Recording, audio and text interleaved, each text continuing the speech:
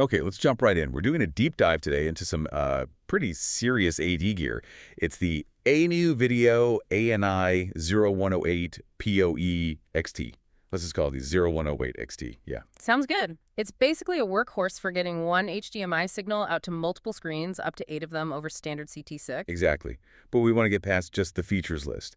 We need to look at the real-world trade-offs, the things installers really care about. For sure. This kind of unit, it solves big problems in places like, say, sports bars or large retail spaces. But how well it works, that depends entirely on understanding the limits, the physics, really. Right. It forces a choice, doesn't it? Distance versus pure image quality. That's the crux of it. So let's map out the system first. Simple enough. One HDMI input comes in. Yep, standard HDMI in.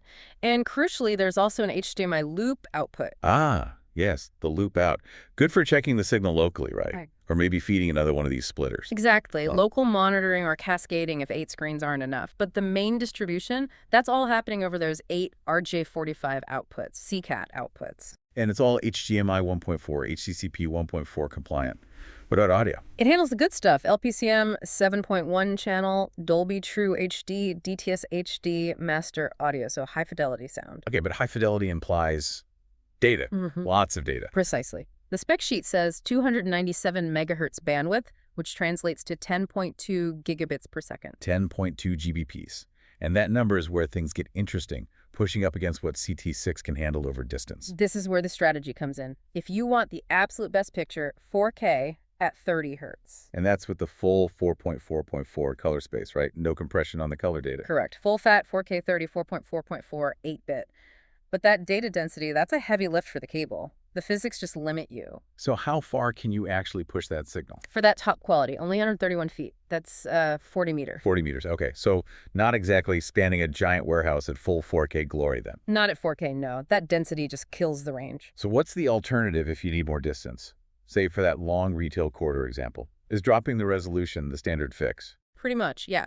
If you step down to, say, 1080p at 60 hertz, still a great picture for most things, you lighten the data load considerably. And the distance gets better. Dramatically better. You can then push that signal up to 230 feet, which is 70 meters. Wow, okay.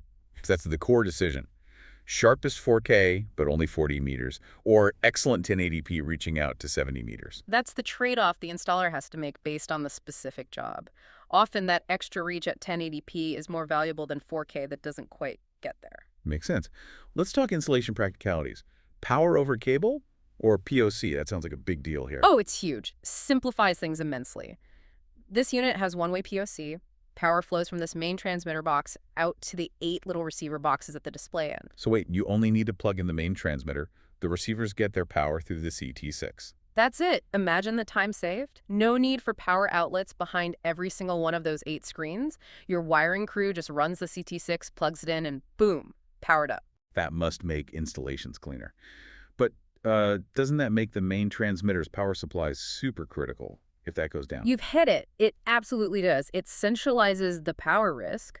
You lose power to the transmitter, all 8 screens go dark.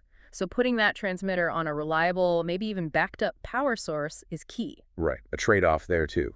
Convenience versus a single point of failure for power. Often worth it, though, for the streamlined install. Okay, and managing all these signals, EDIDE, Advanced EDIDE Management. You break down EDIDE quickly for us? Sure. EDIDE Extended Display Identification Data. It's like a digital handshake. The TV or display tells the source device, hey, here are the resolutions and audio formats I can handle. Gotcha, so the source knows what to send. Exactly. Yep. But sometimes with multiple different screens, those handshakes can get confused, or one display might limit the whole system. Ah, so the advanced part comes in. Right. This 0108-XT has a little 4-pin DIP switch on the transmitter box. It lets the installer basically force a specific resolution and format out to all 8 receivers. So you can override what the displays are asking for. You can. You might choose a common denominator, like 1080p, to ensure every screen works, even if one of them is a fancy 4K model. It prevents screens from going blank due to incompatibility. It's a really practical fix. That does sound useful in mixed installs. And this is all happening in the transmitter box. It looks pretty sturdy in the pictures. Metal enclosure. Yeah, it's metal. Probably helps with heat dissipation. Pushing all that data generates some warmth. It's built for installs, rack-friendly dimensions, about 11.6 by 3.2 inches. The receivers are much smaller, naturally. Okay, so let's wrap this up. For you, the listener thinking about AV distribution, you've got a high-density 1x8 splitter here. Key thing is that distance versus resolution choice 4K at 40 meters or 1080p out to 70 meters. And don't forget that one-way power over cable. Yeah. Big installation helper, but centralizes the power need. Right.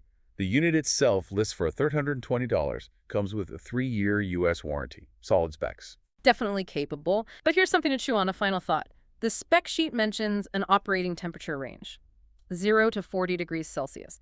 That's 32 to 104 Fahrenheit. Okay, standard enough for indoor gear. Standard, yes. But think about where you sometimes need to put this gear. Maybe network closets that get warm, or areas without perfect climate control. How much does that temperature limit restrict where you can actually install these high-density extenders? Does it sometimes negate the flexibility that using set cable was supposed to give you in the first place? So the environmental constraints might bite you, even with the cabling flexibility.